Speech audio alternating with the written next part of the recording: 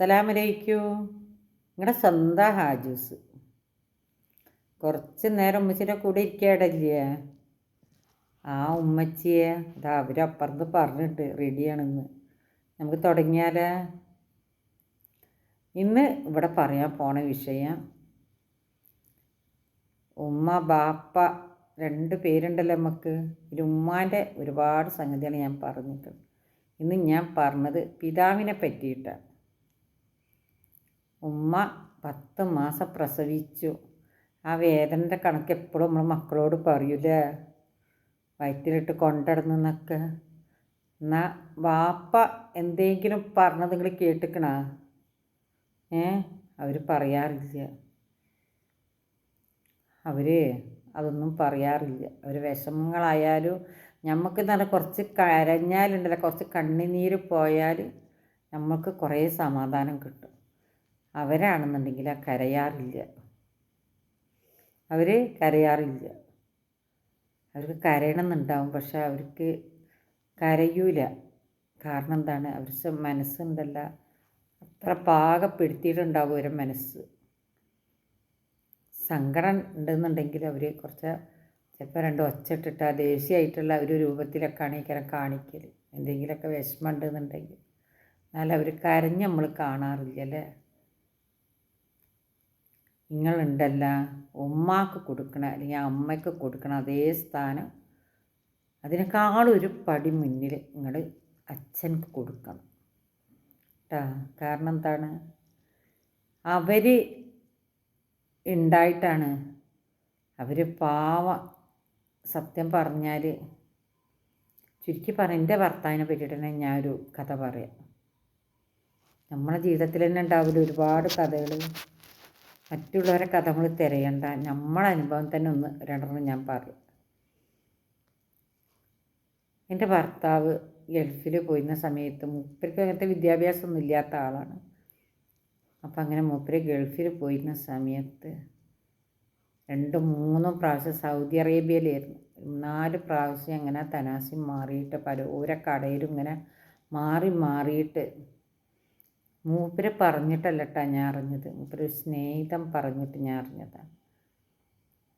ഈ ചാക്ക് കെട്ടൊക്കെ ഉണ്ടല്ല, അതൊക്കെ ഇങ്ങനെ പുറത്തിട്ടിട്ട് പടിപടിയായിട്ട് കയറിയിട്ട് ഇങ്ങോട്ട് ആ പൈസയാണ് അവർ നമുക്കിട്ട് അയച്ചു തരുന്നത് നമ്മളെ മക്കളെ പോറ്റാൻ. വിദ്യാഭ്യാസമൊന്നും അന്നത്തെ കാലത്ത് ഇല്ലാത്ത ആൾക്കാരുണ്ടല്ലോ, പോയാൽ ഇങ്ങനത്തെ പണി തന്നെയാണ് ഈ എടുക്കൽ. ഗോഡൗണിൽ സാധനം കൊണ്ട് ഇട്ട് കൊടുക്കുക.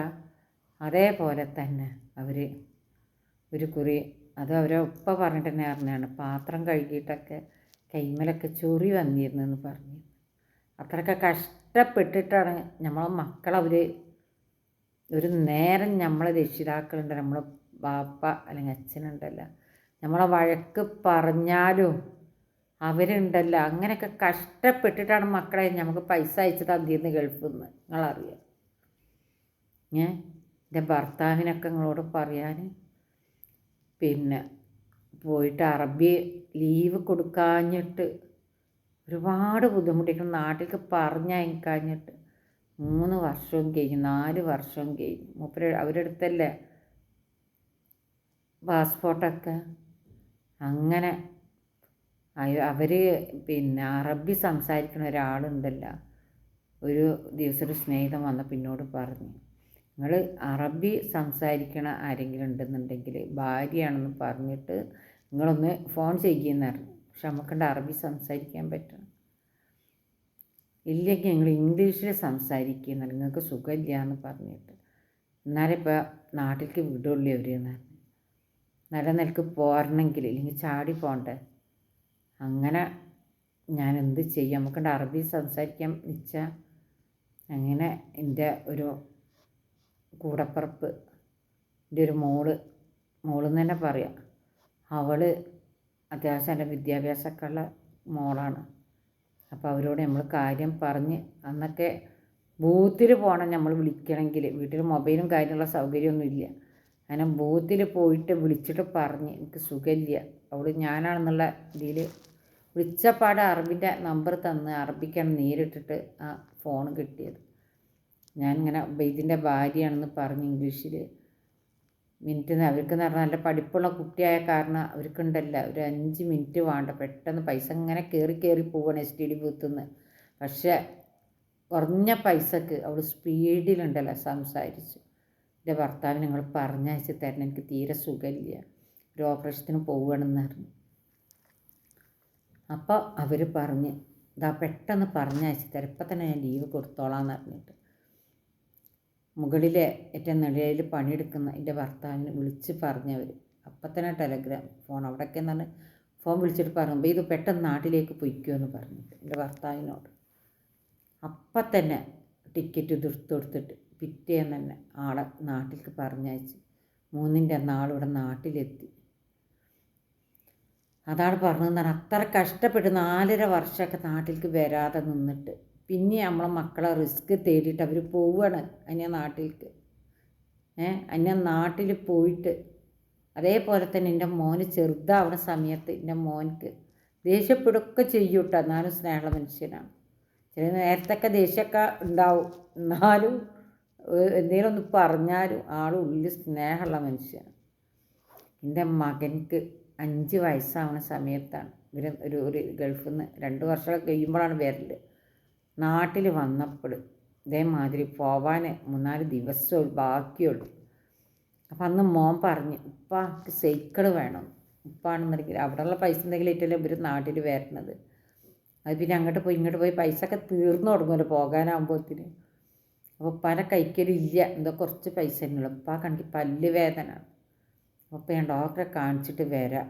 അപ്പോൾ ഡോക്ടർ ചെന്നപ്പോൾ ഡോക്ടർ പറഞ്ഞു ഇത് പിന്നെ പൊത്തടക്കം നിങ്ങൾക്ക് ഇങ്ങോട്ട് റൂട്ട് കനാൽ ചെയ്തിട്ട് അന്നുകൊണ്ട് റൂട്ട് കനാലും കാര്യങ്ങളൊക്കെ ചെയ്ത് തരാമെന്ന് പറഞ്ഞു ഡോക്ടർ. എന്നിട്ട് അടച്ച് തരാം. അപ്പോൾ നല്ലൊരു എമൗണ്ടാണ് അന്നത്തെ ഇത് പറഞ്ഞത്.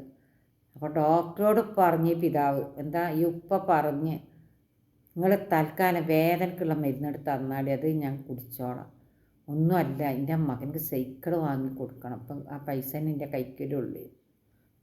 ഡോക്ടർക്ക് തന്നെ സങ്കടമായി എന്ന് പറയണം. പൈസൻ്റെ കൈക്കലുണ്ട്, പക്ഷെ എൻ്റെ മോന് വരുമ്പോൾ ബാക്കുന്നുണ്ടല്ലോ സൈക്കിൾ വാങ്ങി കൊടുക്കാൻ വേണ്ടി പറഞ്ഞിരുന്നു. അപ്പം എൻ്റെ ഡോക്ടറാണെന്നുണ്ടെന്നുണ്ടെങ്കിൽ അങ്ങനെ പുറത്ത് തട്ടിയിട്ട് മുമ്പരാണെന്നുണ്ടെങ്കിൽ നല്ല തമാശ പറയും. അപ്പോൾ അതിലാണ് ഡോക്ടറോട് പറഞ്ഞത് എൻ്റെ ഡോക്ടറെ മതി, ഞാൻ അടുത്ത പ്രാവശ്യം വന്നിട്ട് വീണ്ടും റൂട്ട് കനാൽ ചെയ്തിട്ട് കിടക്കുക, നിങ്ങൾ തൽക്കാലം മരുന്ന് തരുമെന്ന് പറഞ്ഞു. അപ്പോൾ ഡോക്ടർ എന്തേന്ന് ചോദിച്ചപ്പോൾ ഡോക്ടർ പരിചയമുള്ള ആളാണ്. അപ്പോൾ ഡോക്ടർ എന്തേന്ന് ചോദിച്ചപ്പോൾ പറഞ്ഞു എൻ്റെ മോൻ വിളിച്ച് വരുമ്പോഴുണ്ടല്ലോ എൻ്റെ മോൻ ബാക്കിൽ നിന്ന് വിളിച്ച് പറഞ്ഞു ഇപ്പോൾ സൈക്കിൾ വാങ്ങണം, അതാണ് ഇപ്പോൾ പ്രധാനം എൻ്റെ പല്ലിനേക്കാളും. അപ്പോൾ ഇങ്ങോട്ട് വീട്ടിൽ വന്നപ്പോൾ എന്നോട് പറഞ്ഞു ഡോക്ടർ നല്ലൊരു എമൗണ്ടാണ് പറഞ്ഞത്. അപ്പോൾ ഞാൻ നമ്മൾ അറിയുന്ന ഡോക്ടർ തന്നെ ഞാൻ പറഞ്ഞു അപ്പോൾ തൽക്കാലം വേണ്ട, മോൻ്റെ സൈക്കിൾ വാങ്ങട്ടെ, എനിക്ക് മറ്റന്നാളൊക്കെ 2 ദിവസത്തിനുള്ളിൽ പോവാനുള്ളതായി. ആ പുറകുന്നുണ്ടല്ലോ ഇപ്പം സൈക്കിൾ എന്ന് പറഞ്ഞിട്ട് ഓൻ വിളിച്ച് പറഞ്ഞതിൻ്റെ ചെവിയിൽ ഇന്നും മുഴങ്ങുകയാണെന്ന്. അതാണ് ബാപ്പാന്ന് പറഞ്ഞത്. അവരുണ്ടല്ലോ അവരെ വേദനകൾ ഉണ്ടെന്നുണ്ടല്ലോ അവർ ശരിക്കും അസുഖം വന്ന ചില ഉപ്പമാരൊന്നും പോവില്ല. ഇപ്പം ഭാര്യമാരൊക്കെ നിർബന്ധിച്ചിട്ടാണ് കൊണ്ടുപോയത്. അപ്പം നിങ്ങൾ എന്ത് കാര്യം ചെയ്യണം മക്കളെ, ഒന്നും ഉണ്ടായിട്ട് പറയല്ല.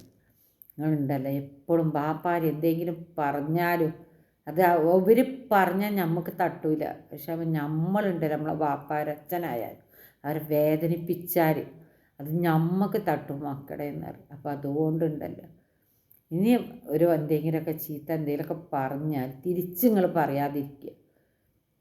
2 കൈ കൂട്ടിക്കൊട്ടിയാലല്ലേ ശബ്ദം ഉണ്ടായാലും, ഒരു കൈയ്യേറ്റ് ഒരൊറ്റക്ക് കൊട്ടുമ്പോൾ ശബ്ദം കൂടുതൽ കേൾക്കില്ലല്ല.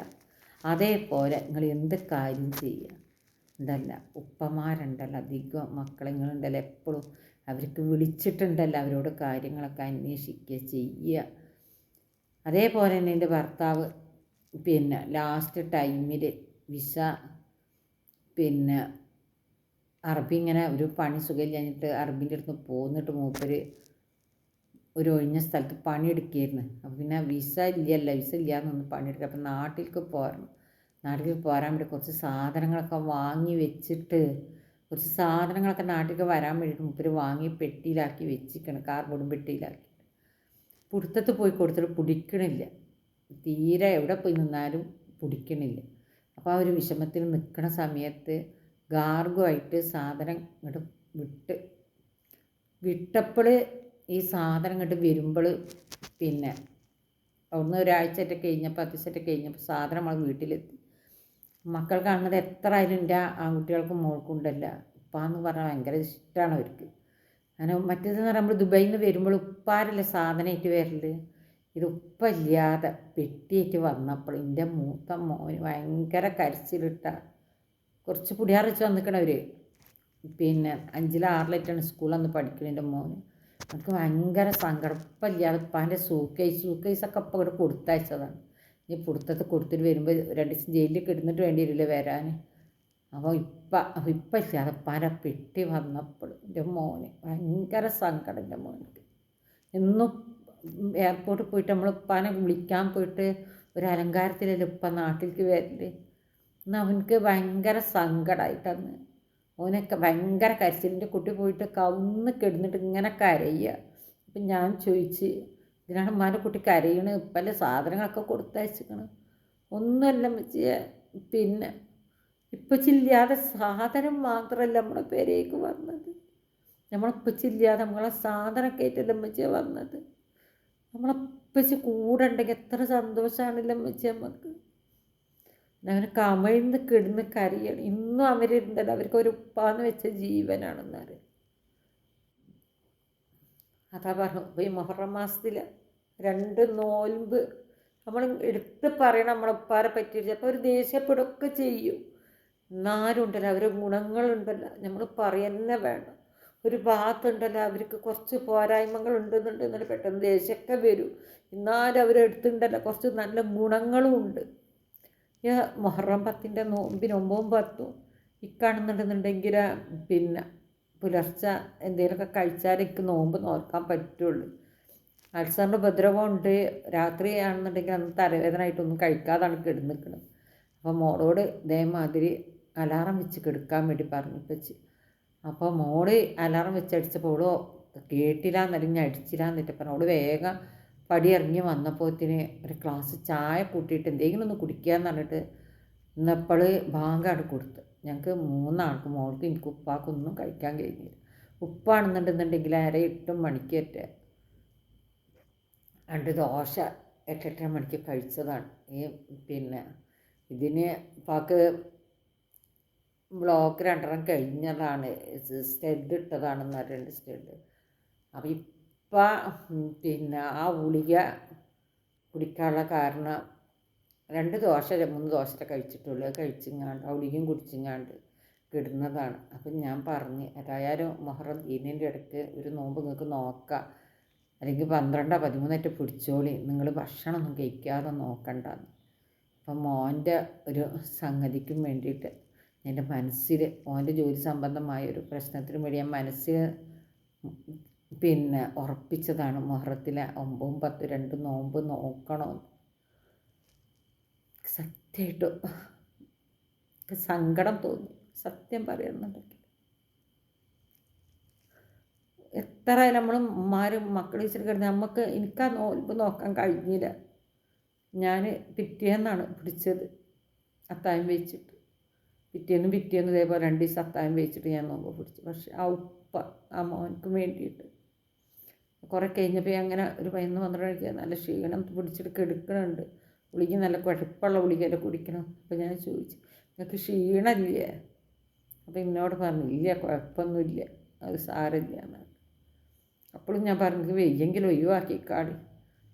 ഞാൻ അവനക്ക് വേണ്ടി വിചാരിച്ചിട്ട് അവൻ്റെ ജോലിൻ്റെ ഒരു പ്രശ്നത്തിനും വേണ്ടിയിട്ട് ഞാൻ ഇത് നല്ല ഇതാണ് നോറ്റിട്ടുണ്ടെന്നുണ്ടെങ്കിൽ പഠിച്ചവന് നമുക്കുണ്ടല്ലോ അതിനുള്ള പറഞ്ഞ മാതിരി തന്നെ പഠിച്ചവന് അവൻ്റെ ഉപ്പാൻ്റെ പ്രാർത്ഥന കേട്ടിട്ട് അവനക്ക് റബ്ബ് അതിൽ നിന്ന് അവനക്ക് നീക്കൊഴിവ് കൊടുത്ത് എന്ന് സത്യം പറഞ്ഞ്. അപ്പം എൻ്റെ ഭർത്താവിന് എൻ്റെ മക്കളപ്പാൻ്റെ കാര്യമല്ലേ ഞാൻ പറഞ്ഞത് നിങ്ങളോട്. ഓരോ ഉപ്പമാരെ കാര്യമാണ് ഞങ്ങളോട് പറഞ്ഞത്, ഓരോ അച്ഛന്മാരെ കാര്യമാണ് പറഞ്ഞത്. നിങ്ങൾ മക്കൾ അന്യ നാട്ടിലാണെന്നുണ്ടെന്നുണ്ടെങ്കിൽ എത്ര മക്കളുണ്ട് ഉപ്പാരായിട്ട് മുണ്ടാതെ നടക്കുന്നത്. എത്ര മക്കളുണ്ട് ഉപ്പ ആഗ്രഹിക്കണം അതൊന്നും വാങ്ങിക്കൊടുക്കാത്തത്, കൈവിസ്കൽ പൈസ ഉണ്ടായിട്ട് എത്ര മക്കളുണ്ട് അവരെ ചേർത്ത് പിടിക്കാതെ. നിങ്ങൾ ലീവിനൊക്കെ വരുമ്പോൾ ദുബൈയിലായാലും ലീവിനൊക്കെ വരുമ്പോൾ ഒരു ദിവസം 2 ദിവസമൊക്കെ ഉണ്ടല്ലോ ഇടക്കും തിരക്കും. അവരെ മക്കളുണ്ടല്ലോ, നിങ്ങൾ മക്കളുണ്ടല്ലോ, പിന്നെ കൂട്ടി പിടിച്ചിട്ട് ഉപ്പാരെയും ഉമ്മാരെയൊക്കെ ആയിട്ടുണ്ടല്ലോ ഒന്ന് യാത്രയൊക്കെ പോവുക, ചില സ്ഥലങ്ങളൊക്കെ ഒന്ന് അവർക്ക് കാണിച്ചു കൊടുക്കുക, അങ്ങനെയൊക്കെ ചെയ്തിട്ടുണ്ടല്ലോ. അവർക്കുണ്ടല്ലോ ഒരു സന്തോഷങ്ങൾ മനസ്സിന് കൊടുക്കുക കേട്ടോ. അവരെ പൊരുത്തം നിങ്ങൾക്ക് ഉണ്ടെന്നുണ്ടെന്നുണ്ടെങ്കിൽ നിങ്ങൾ മക്കളെ എവിടെ പോയാലും നിങ്ങൾ നന്നാവും. ഉമ്മാൻ്റെ ഉപ്പാൻ്റെ ഉണ്ടല്ലോ പൊരുത്തം വാങ്ങിയിട്ടില്ല എന്നുണ്ടെങ്കിൽ അമ്മൻ്റെ അച്ഛൻ്റെ ഉണ്ടല്ലോ മനസ്സ് വേദനിച്ചിട്ട് നമ്മൾ എവിടെ പോയാലും നമുക്ക് ഗുണം പിടിക്കില്ല. എന്താ കുറച്ചൊക്കെ ഒരു ഗുണം ഉണ്ടാവും, പക്ഷെ നമ്മളത് തട്ടിത്തെറിഞ്ഞ് നമ്മളെ കൈക്കൊന്ന് പോകും.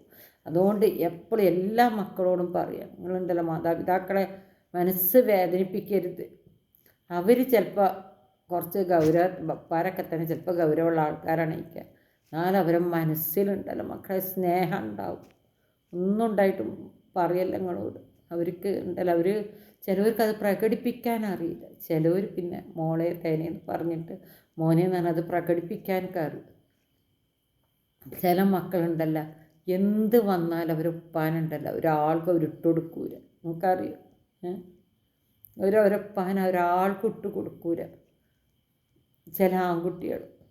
അതേപോലെ തന്നെ നിങ്ങൾ പെൺകുട്ടികളായാലും ആൺകുട്ടികളായാലും അച്ഛനെയും അമ്മനെയും ഉണ്ടല്ലോ ആദ്യം ചേർത്ത് പിടിക്കും. അവരെന്തെങ്കിലും പറഞ്ഞാലും നിങ്ങളുണ്ടല്ലോ അതിനൊരു തട്ടുത്തരം മക്കളെ പറയരുത് കേട്ടോ. അത് കേട്ടില്ല കണ്ടില്ല എന്ന് വിചാരിച്ചങ്ങാണ്ട് നിങ്ങളോട് പോയാൽ മതി. അപ്പോൾ നമ്മൾ തിരിച്ച് പറയുമ്പോഴാണ് എനിക്ക് അവർക്ക് ദേഷ്യം കൂടുതൽ. അതേസമയം കേൾക്കുമ്പോൾ ഒന്നും മുണ്ടാതിരുന്നിട്ടുണ്ട്, നമ്മൾ സൈലൻ്റായിട്ട് ഇരുന്നിട്ടുണ്ട്, അവർക്കൊരു ഇതും ഉണ്ടാവില്ല. അതുകൊണ്ട് ഞാൻ പറഞ്ഞ് ദീർഘിച്ച് പോകുന്നുണ്ടെന്ന് തോന്നുന്നു. പിന്നെ വീഡിയോ വെച്ച് ഇവിടെ നിർത്തട്ടെ. വീണ്ടും ഞാൻ നിങ്ങളുടെ മുന്നിലേക്ക് വരുന്നത് നല്ല വീഡിയോസൊക്കെ ആയിട്ട് വരുന്നുണ്ട്. അപ്പോൾ ഇപ്പോൾ പറഞ്ഞത് ഉണ്ടല്ലോ നിങ്ങൾ മനസ്സ് കാണാതിരിക്കരുത് കേട്ടോ. എപ്പോഴും ഉണ്ടല്ലോ, പിന്നെ ഉമ്മമാരുണ്ടല്ലോ എപ്പോഴും ഉണ്ടല്ലോ ആപ്പാരെ കുറ്റങ്ങൾ നമ്മളെ മക്കൾക്ക് പറഞ്ഞു കൊടുക്കുന്നത്. കുറ്റം കുറവുണ്ടെങ്കിൽ അത് മറച്ച് വെച്ചിട്ട് നല്ലത് വേണം നമ്മൾ ചെറുപ്പത്തിൽ തന്നെ ചൊല്ലിക്കൊടുക്കാൻ നമ്മളെ മക്കൾക്ക്. അപ്പോഴാണ് നമ്മളെ മക്കൾക്ക് ഓരോ ബാപ്പാരോട് സ്നേഹം ഉണ്ടാവും കേട്ടോ. അത് നിങ്ങളറിയാതെ പോവരുത്. ആ മനസ്സ് പെടണത് നിങ്ങൾ കാണാതിരിക്കരുത് കേട്ടോ. നിങ്ങളെ പൊന്നു മക്കളോടാണ് ഞാൻ പറഞ്ഞത്. അസ്സലാമു അലൈക്കും. ഈ വീഡിയോ ഉണ്ടല്ലോ ചെയ്യാതെ നിങ്ങൾ കാണണം. ഇത് ഒരു സബ്സ്ക്രൈബ് തരാതെ ആരെങ്കിലും കണ്ടു പോകുന്നുണ്ടെങ്കിലും വെച്ച് ഒരു സബ്സ്ക്രൈബ് തരണം കേട്ടോ. കമൻറ്റ് അഭിപ്രായമൊക്കെ പറയണേ.